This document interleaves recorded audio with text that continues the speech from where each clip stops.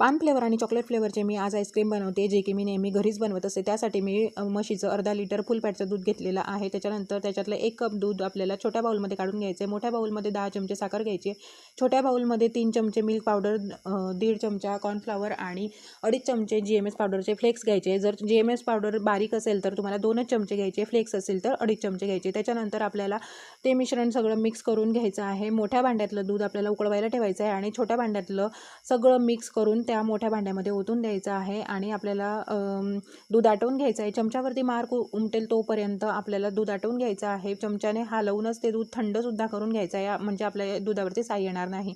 तर हे मिश्रण आपल्याला एअरटाईट कंटेनरमध्ये टाकून घ्यायचे थंड झाल्याच्या नंतर। त्याच्यानंतर आपल्याला त्याच्यावरून पॉलिथिन लावायची आहे, जेणेकरून त्याच्यामध्ये आईस क्रिस्टल तयार होणार नाहीत आणि 4 तासानंतर आपल्याला ते बाहेर काढायचं आहे, अपूर्ण सेट झालेलं असलं तरी।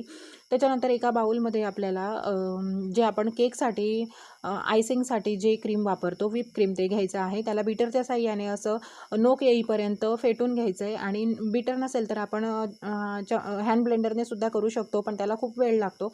तर मी हे बीटरने फेटून घेतलेलं आहे आणि आता 2 फ्लेवरचे आईस्क्रीम बनवायचे म्हणून चॉकलेट फ्लेवरचा बनवायचा म्हणून 2 चमचे कोको पावडर घेतली, त्यात थोडं दूध मिक्स करून त्याचं सिरप बनवून घेतलेलं आहे आणि जे क्रीम मी बनवलेलं होतं, फेटून घेतलं होतं, ते 2 बाउलमध्ये काढून घेतलं आहे आणि जो आपण आईस्क्रीमचा बेस बनवलेला होता तो सुद्धा 2 बाउलमध्ये मी अर्धा अर्धा वाटून घेतला आहे। तर मी एका याच्यामध्ये चॉकलेटचं सिरप टाकलं आहे आणि एका याच्यामध्ये हे पानचं जे क्रश मिळतं दुकानामध्ये ते टाकून घेतलेलं आहे।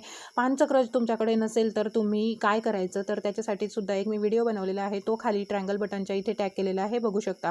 त्याच्यानंतर थोडासा फूड कलर टाकायचा असेल पानच्या आईस्क्रीममध्ये तर तुम्ही टाकू शकता, ऑप्शनल आहे। आणि नंतर बीटरच्या साहाय्याने सगळं असं मिक्स करून घ्यायचं आणि तुम्ही टेक्स्चर बघू शकताय, अगदी क्रीमी आणि छान झालं आहे, अगदी दुकानात मिळतो त्याप्रमाणे टेक्स्चर दिसतं आहे आईस्क्रीमचं।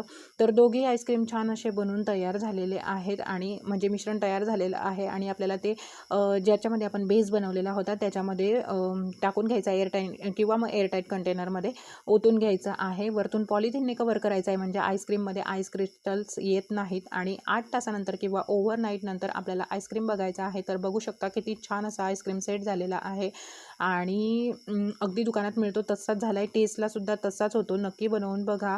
तर अगदी दुकानात मिळतो तसा क्रीमी टेक्स्चरवाला आणि खूप छान, म्हणजे आपण घरी बनवलेला आपल्या हाताने खायची मजाच काहीतरी वेगळी असते। तर क्रीमी टेक्स्चरवाला यम्मी यम्मी आईस्क्रीम बनून तयार आहे आणि तुम्ही माझा हा व्हिडिओ कुठून बघताय मला प्लीज कमेंट करून सांगा। चला तर मग भेटूया नेक्स्ट व्लॉगमध्ये, तोपर्यंत सगळ्यांनी काळजी घ्या आणि आईस्क्रीम बनवून बघा आणि कसं झाला मला कमेंट करून सांगा। बाय।